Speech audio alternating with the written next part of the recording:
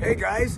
I, with my humble 7-month-old channel, already have a pretty bad track record with videos like these. But I've noticed some activity from Megadeth's side that, in my opinion, and in the opinion of the dozens of people who requested that I subject myself to hours of research in Dave Mustaine's vocals, warrants a video. So here goes. Megadeth is a band that helped shape the genre of thrash metal. Since their formation in 1983, following Dave Mustaine's, for lack of a better term, departure from Metallica, they've been 1/4 of the big four of American thrash metal, alongside Metallica, Anthrax, and Slayer. They're an incredibly popular band in the scene, yet when you ask around, you'll notice it seems like no one actually likes them. People, myself included, will say shit like, they love Rust in Peace, it was way ahead of its time, yada yada, but that's pretty much it. Why is that? Small side note, you will notice some similarities between this video and, if you've seen it, my video about Yngwie Malmsteen. That's because the points I make in both videos are so similar that I've just decided to structure this one the same way. Let's start with the most important thing about any band, their music. Megadeth's lyrics over their 39-year career can be summed up into one fairly compact sentence. I hate religion and the government.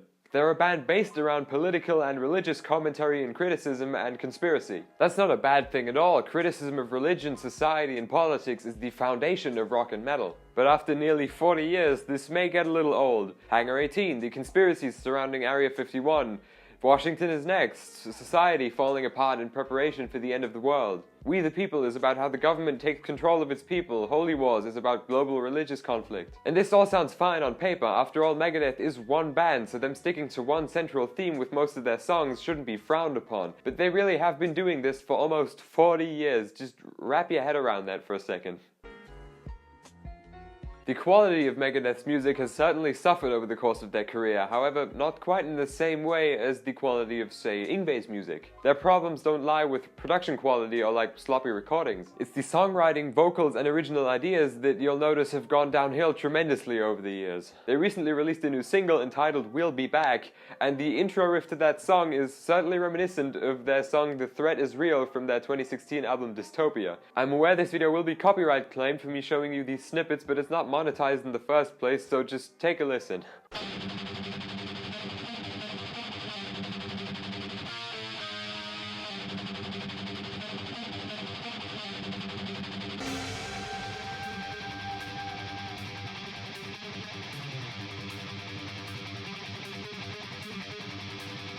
Yikes. Now, I'm not going to knock Megadeth's live performances too hard because I do have a healthy respect for the fact that Dave Mustaine, the frontman and only remaining member of Megadeth's original lineup, has been through drug rehab, neck surgeries, hand surgeries, radial nerve compression, throat cancer, and is 60 years old. So it's kind of a miracle the man is still performing in the first place, although maybe he just shouldn't be. Here's a YouTube video of him opening a soccer game in Nashville with a few riffs back in 2021.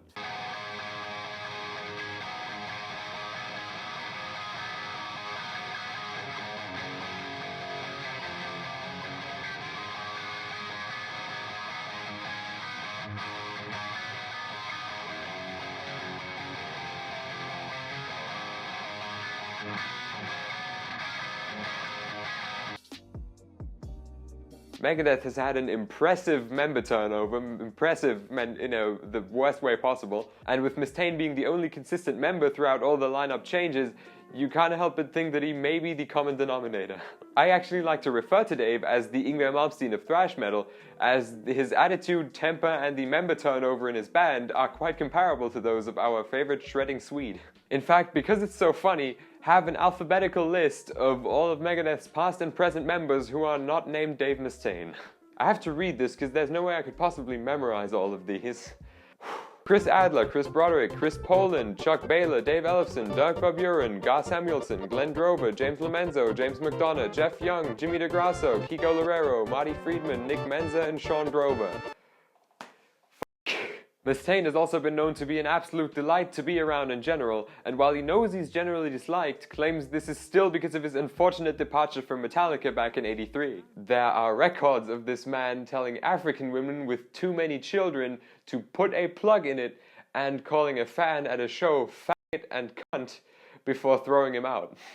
Stick that finger right up your ass, you little faggot. He also likes to blame poor album sales on whoever is currently in the band or producing for the band as of album release. He did this with Chris Broderick and Sean Drover back when no one listened to Super Collider because it was a garbage album. But yeah, I'm sure his poor reputation is based purely on him being kicked out of Metallica 40 years ago. Speaking of Super Collider, allow me to run you through Megadeth's studio discography with a brief comment on each album. Another side note, in preparation for this segment, because I was not familiar enough with most of Megadeth's discography to go into any sort of detail about it, I sat down and listened to all of their studio discography, which adds up to around 13.5 hours, in a grand total of 2 sittings. So you better not skip this part of the video. I did not go insane for nothing. Killing is my business. Most people will agree that this is Megadeth's second best album. The complex riffs, the vocals, the guitar tone, all pretty much as good as thrash metal got during that time. A masterpiece and essential to the genre. He sells. Insane drum sound, and the title track is one of Megadeth's most iconic songs.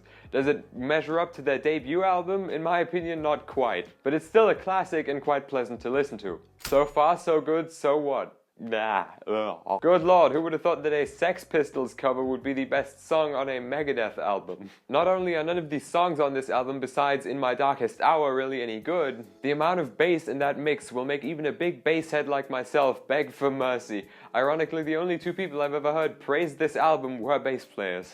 Rust in Peace. Megadeth's masterpiece, truly ahead of its time, and it doesn't contain one weak song. I've never heard anyone disagree with that. This is also the start of Megadeth's general peak, their Marty Friedman era. Not that every album leading up to his departure in 2000 is any good. We'll get to that in a second. Countdown to Extinction. Also great. Fantastic riffs. My personal favorite is High Speed Dirt. Mustaine's vocals do get a bit annoying after a while, especially if you, like me, listen to all of the albums in rapid succession, but still a great album overall. Almost like the presence of a musical virtuoso like Marty Friedman was good for the band. Euthanasia. This one's just a little lame, not really any speed to it or anything. The songs aren't bad, it's just kind of like they took influence from Metallica's Black Album for this one. So not bad per se, just kind of boring, but it does contain some great Friedman solos like on The Killing Road. Hidden Treasures. This is a rarities compilation album of songs that the band had recorded for various projects like movie soundtracks and stuff, but that were never actually released on studio albums. Not that good, a few covers that don't really measure up to the original songs, and yeah.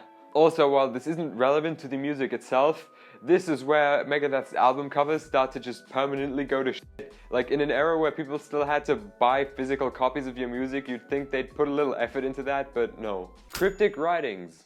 This is where the downhill slope gets pretty steep. I've never heard anyone talk about this album because there's really very little worth mentioning. There's one song on it that you will know if you know Megadeth, and that's She-Wolf, which is not even all that special on its own, but yes, in comparison to all of the other songs on the album, does stand out as one of the better ones. Risk. This album, on the other hand, is one you'll hear Megadeth fans talk about relentlessly because they hate it and they wish it didn't exist. This is their Saint Anger, so to speak, except I actually find Saint Anger to be quite the underappreciated album and Risk to be genuinely garbage and a waste of time.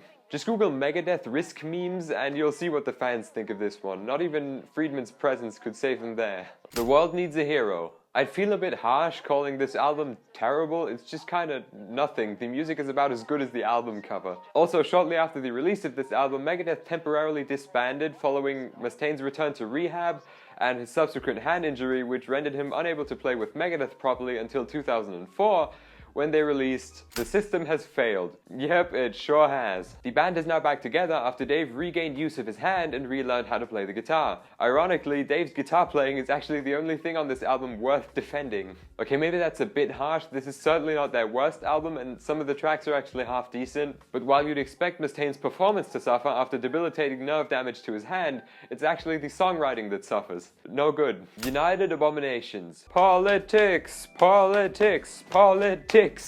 With song titles like Americistan or Washington is Next, you just know you're in for a hell of a ride. The lyrics, while a bit cheesy, would actually be decent if incorporated into good music. But alas, such is not the case, so onto the garbage pile it goes. Next, Endgame. In my 13-hour Megadeth binge, this was around the time I started to lose my mind. I don't want to do this anymore. This album is painfully generic and at the same time has some of the worst vocal performance in Megadeth history. This segment has already been long enough, let's move on. We're almost done, I promise. 13. Get it? Because it's their 13th album and 13 is the scary number. I was honestly beginning to get distracted at this point because of just how boring this album is. Nothing special, yet nothing to warrant me calling it a bad album. Like Slayer's Repentless, it just lacks any substance. It's nothing special, but it's not bad, it's just boring. Super Collider. This album did not sell for shit, and in response to that, Mustaine got defensive and began blaming everyone possible. Guitarist Chris Broderick, drummer Sean Drover, the producers, anyone but himself, whose songwriting and vocal performance quite frankly didn't do the album any favors either. The title track, Super Collider, sounds like a weird bastardization of Megadeth, Metallica, and Lynyrd Skynyrd. It's an absolute disaster of an album, and the band knows this damn well. Dystopia. You know what, at least they sound like Megadeth again. That's the most we can hope for at this point. They sound like thrash metal, but the guitar tabs for half the songs on this album look like Cheerios. So, thus concludes this segment. We all know Megadeth only ever existed for the money. This becomes apparent through things like their collaboration with Bershka to create a signature clothing line. Something I cannot blame anybody for. In today's musical economy, anyone would jump at the chance to collaborate with a mainstream clothing store. And I have to admit, I even bought some of the clothes myself for my girlfriend. And as long as the music is good, I couldn't care less what a band's motive is to make it. But when they start releasing music that sounds like a royalty-free audio jungle thrash metal track,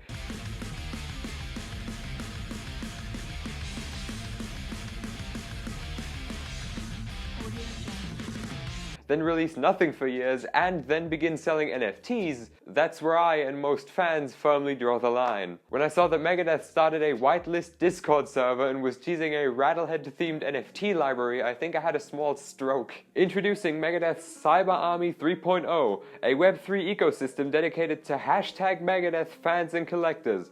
The first collection, hashtag Rattleheads, is coming soon and will feature a generative collection of Vic Rattleheads highlighting nearly 40 years of iconic themes and imagery. The whitelist begins now. Join our official Discord for access. Ugh, the physical pain. I'll read you just a few of the comments. Doing anything but dropping the album, this is crazy. Lately Megadeth is focusing more on being a corporation than a band. I must be getting old because my favorite band makes a post and I recognize like at best half the nouns in it. That's a good one. Of course, they already offered a single NFT at the peak of the NFT craze, which sold for, I think, $18,000 around April of 2021. The NFT thing aside, sometime around 2019, they also kept making it appear as if they might release a new album, only to disappoint all of their fans with Warheads on Foreheads, a multi-disc greatest hits compilation album with possibly the worst name that anyone has ever given anything. They of course offered merch and physical copies aplenty, but God forbid they release any new music. 6 years and 3 live albums later, they have now released a new single, albeit not a very original sounding one, we've been over that, and announced their next album, The Sick, The Dying and The Dead, set to be released September of this year. And honestly, I'm not sure if by then I'll have recovered from my 13-hour Megadeth binge enough to listen to it. But even if I don't, something tells me that even right now, pre-release, I can correctly assume what it's gonna sound like. Dave Mustaine also has a new run of signature Gibson guitars that, as I mentioned in my Gibson video, genuinely look like something you'd see up for sale on AliExpress, not on Gibson's website. That went for an ungodly amount of money initially, and I think have sold out by this point, because I've actually seen some in the used market for like 5,500 euros, so they must be sold out for people to sell them at those prices second hand. There's also just the miscellaneous controversy section, mostly surrounding Dave Ellefson, who was fired from the band last year after allegations of sexual misconduct, a controversy which yielded jokes such as "hanger under 18. Ellefson trying to take legal action against Dave Mustaine for whatever ungodly reasons after Mustaine's hand injury. But I think I can wrap up the video here and finally get some sleep. Thank you so much for watching. You can watch my most recent video somewhere up here. You can sub to my channel somewhere down there if you feel like it. I'd be honored. All my social media, TikTok, Instagram, Twitter, Facebook is in the description. Like, comment, subscribe, hit the bell. I'll see you next week.